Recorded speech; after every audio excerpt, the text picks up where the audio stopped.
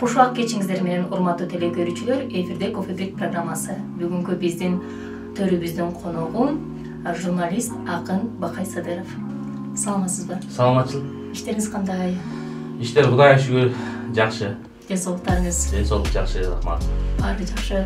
Жакшы, Кудайга шүгүр. Эгер айтсаңыз, негизи жашоодо кандай принциптерге таянып жашайсыз? Абдан мындай туура суроо бердиңиз да. Менимче бул адамдын өзүнүн принциптери жашоодо. Бул бала кезинен калыптанат экен да. Мен ушу бала кезимде ошо тайтам Рахматтын үйүндө ошо айтылуу болот элек айылында көп баягы каникул учурунда жүрүп калдым да. Ошол кишинин айткан тарбиясы мен баягы өмүр жолумда негизги жашоодогу принциптерим болуп келет. Ал кандай? Ал баягы ийилгенге ийилгин, чекең жерге тийгенче, какайган төбөң көктү чийгенче деп айтчу да. Андан тышкары айтчу эле, жат өлгөнчө ат өл деп, өзүң тийбе, тийгенди аяба дейчү да. Мен жана ушул 3 макалды негизги баягы жашоомдун принциби катары колдонуп келатам. Эч убакта бирөөгө катылган эмесмин, бирок катылган адамдын атын берип десем болот. Ушул күнгө чейин кандай ийгиликтерге жетиштиңиз? Кандай ийгиликтерди багындырайын деп белгилеп турасыз? Негизи баягы жаштын тилегин берет деген бекеринен айтылбасы керек. Мен өзүм башында ошо 7-8 классыман эле ошо ыр жазып анан журналистиканы самап журналист болсом деп тилек кылчумун эле.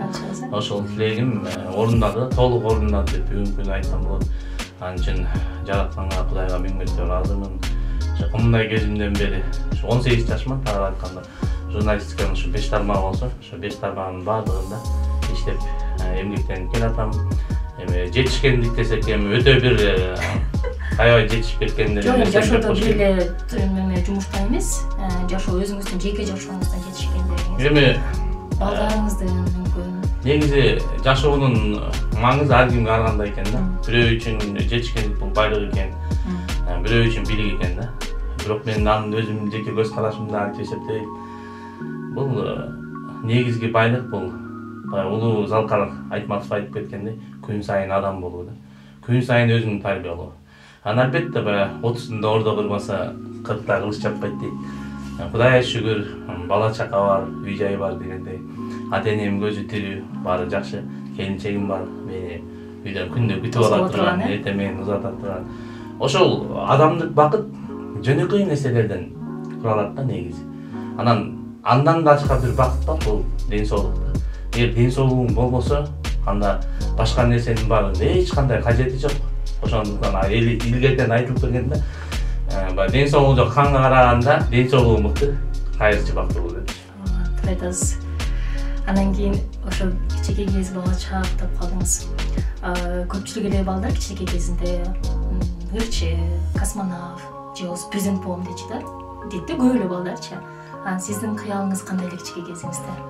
Мен өтө кичинекей кезимде албетте ушул өзүнчө солдат болом деп ойлочумун. Эми баягы бала аскер адам болом деп ойлочумун. Бирок бара балдуулуктар, көз караштары өзгөрөт экен да. Анан кийинчерээк ушу депутат болсомбу деп ойлочумун.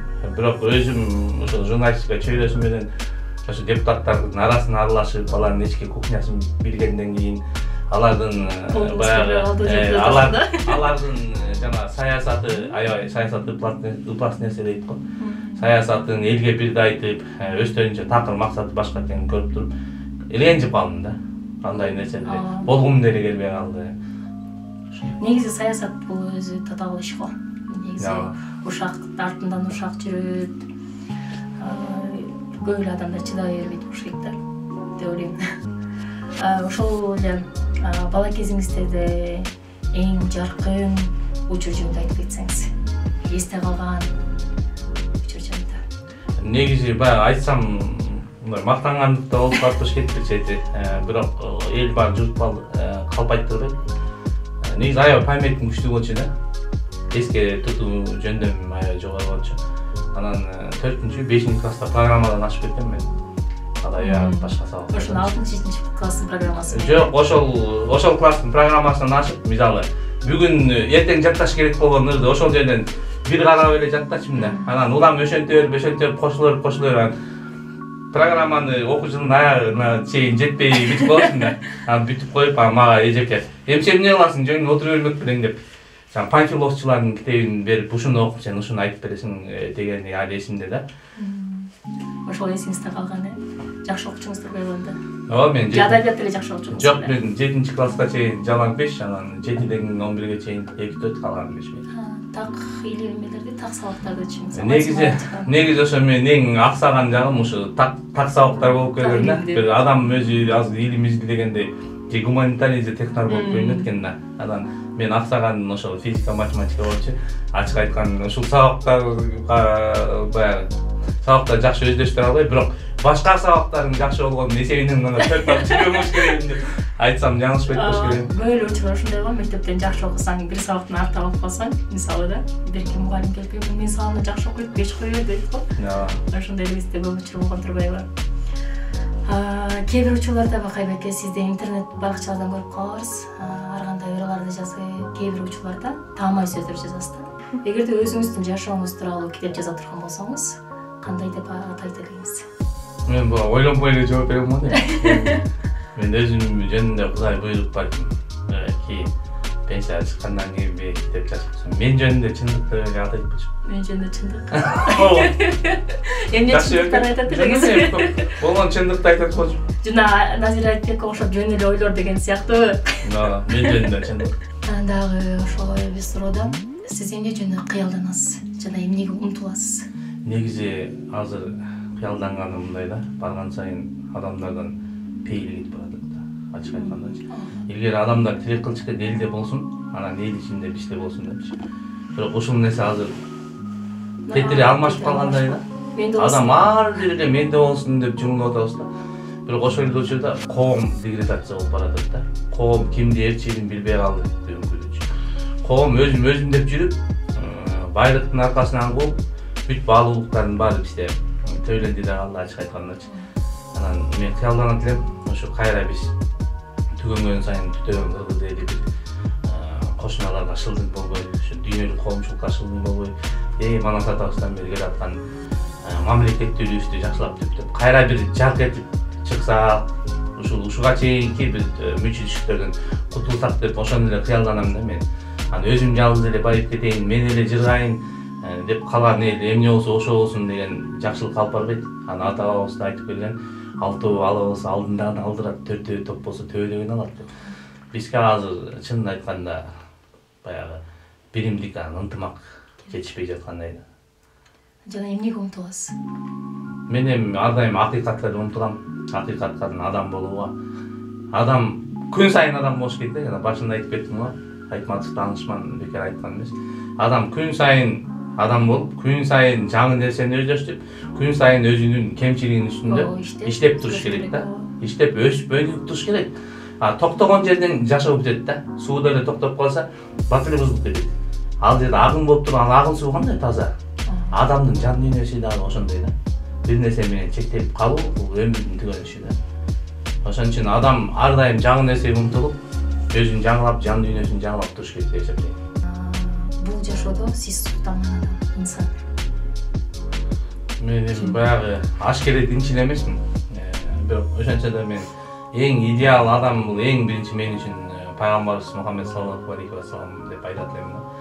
Себептен бул кишиге эчтеке жок, эчтеке кереги жок экен ал киши. Сөзү менен эмес, иши менен дайын деген да.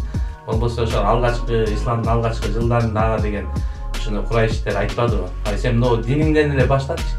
Ошол жердеги байлыктын баары сеники болот деди. Анда болгон жок, макул болгон жок. Сен башкага сыйынасың, менин сыйынаным башка. Сен диниңен башка дейт. Эң сулуу аялдарды берейик сага, бирок могу диниңден кайтчы, анда да болгон жок. Сен баарыбыздын үстүбүздөн халиф болосуң деди. Бийлик беребиз сага деди да. Анда да болгон жок. Ал өзүнүн миссиясын адамзатына Кудай тарабынан түшүрүлгөн миссиясын толук ишке ашыруу үчүн өзүнүн жолунан кайткан жок да. Андыктан мен мисал кылып атканым ошол идеал тутупчу. Анан башка деле идеал туткан адамдар бар. Азыркы жашооңузда азыркы учурдачы. Азыр ушул заманда азыркы заманда Кыргызстанданбы же дүйнө жүзүнөн дүйнө жүзү боюнча болсо деле сиз суктанып, мындай эле Илон Маскка суктанам мен. Космосто багындырып атат. биз берде болгон Самара Каримова менен маселесин талкуулап жатсак, элдер космоско чыгып, адамзатты Марска көчүрүү деген глобальный маселелерди баш катырып атат да. Мен бир чети суктанам, бир чети кыргыз эли ушинтип баягы ошондой жетишкендиктерге жетише албай жатканыбызга арданам. Бакайбек, сиз өзүңүздү адам менен дос болуп келиңиз. Өзүңүзгө окшогон адам менен. Эми баягы адамдын өзүнүн яасы бар да. Ар бир адам өзүнө даже мындай характерин, мүнөзүн айтпаган күндө да адам өзүн күскүнөн карап туруп өзүн өзү жагат. Негизичи. Албетте адам болгондон кийин бир идеалдуу адам болбойт. Негизи элечи. Идеалдуу ар бир адам өзүнчө индивидуум, ар бир адам өзүнчө оригинальный, уникальный болуп жаралат да. Сөзсүз дос болмок. Бирок өзүмө жакпаган да сапаттарым бар да. Бирок дос болгон адам бирөө менен ошол кемчилиги менен кошо дос болосуң да. Бирөөдү жакшы көрсөң, ошо кемчилигин кошо кабыл алуу, сүйүү, дос болуу деген ошол да. Ошого чыдасаң дос болосуң. Чыдабасаң анда жакшы болот деген кеп да. Акыркы суроом. Мамлекетибиздин гүлдөп өсүшүнө сиздин өзүңүз кандай салым кошот элеңиз? Азыр баардыгында кыйын учурда турабыз го. Баарыбыз мамлекетибиз, мекеним дейбиз, мындай патриотизм күчөп, мындай баарыбыз мындай эмне кылып жүрөбүз деп мындай кайсалап турган кезибиз да. Кандай кылып жардам кылып, кайсы жерден көтөрүп коелук, кайсы жерден тургуза коелук дегендей болот да. Сиздин ушундай. Бул эми абстрактный суроо да. Мындай буга кандай жооп берсе болот. Мисалы, менин оюмча, ар бир адам өзүнүн мүмкүнчүлүгүнө жараша салым кошуш керек. Мисалы айтылат да, баягы бирөөгө жакшылык кыла албасаң дейт, жок дегенде жамандык кылба деген маселе да. Анан бизде бар эле мындай да, мына суроону эч убакта биз эсибизден чыгарбашыбыз керек. Мамлекет мага эмне кылып берип койду эмес, мен мамлекетке эмне кылып берем. Сен кичинекей нерсе, мисалы, эң элементарный көчөдө ичкен колаңдын бакалашкасын көчөгө ыргытпай, мусорный бакка салып койсоң, бул да сенин мамлекетке салган жардамың. Сен бир жерде бир такси айдасаң, патент алып мамлекетке төгүп койсоң, бул да сенин мамлекетке жардамың. Жеке өзүмө келе турган болсом, мен баягы акыйкатты, чындыкты коркпой айтып турганым менен салым кошот керегим келечекте деп ойлойм. Бирок азыр деле өзүңүз баса белги айтып кеткендей, мен чындыкты мамлекеттик кызматта иштеп атам деп айтпай алган жокмун. Коомдун көйгөйлөрүн ар убакта айтып турам. Кызыктуу маек куруп бергениңизге чоң рахмат. Анан кийин бул сизге кичинекей берек. Мурунку программабыздын коногу Алтынай Коробаевадан. Рахмат. Анда бул программабыздын өзүнүн традициясы бар турбайбы? Эми негизи калып элек жөн кетпей, үйдөн кур чыкпайт деп, жок дегенде белек алып чыгыңыздар. Мен айтып коеюн, эми негизи ушул туура кылып атышта, баягы саясаттан кичине чарчаган элдерге мындай жан дүйнө боюнча кеңешип, бирки адамдын бир бейнесин ачып берип, маектешүүнчү. Алтынай Коробаева бул биздин Таластын алтын булбул үндүү кызы. Рахмат берейин. Анан өз кезегинде мен өзүм да белектеримди алып келгем. Анан эми журналист эмне белек кылмак эле? Негизги белек бул знания да, билим дагы. Китеп билим булагы деп улуу Ленин атабыз айтып кетпеди беле. Анан бул жерде биздин эл акыны, классик акын Сооронбай Жусуевдин ушу Сүбар Азакова деген Азаковдун тагдырына арнап жазган поэмасы. Ошо кийинки эмеге, кийинки коногубузга берек. Анан өзүбүздүн жергиликтүү акындардан Масалбек Шабдановдун Алтын так деген саясий кургай китебин берек алып келген. Мында экөө чогуу. Жакшы белек болду. Чоң рахмат. Ушуну менен программабыз соңуна келип жетти. Көңүл бурганыңыздар үчүн чоң рахмат. Сак саламат калыңыздар.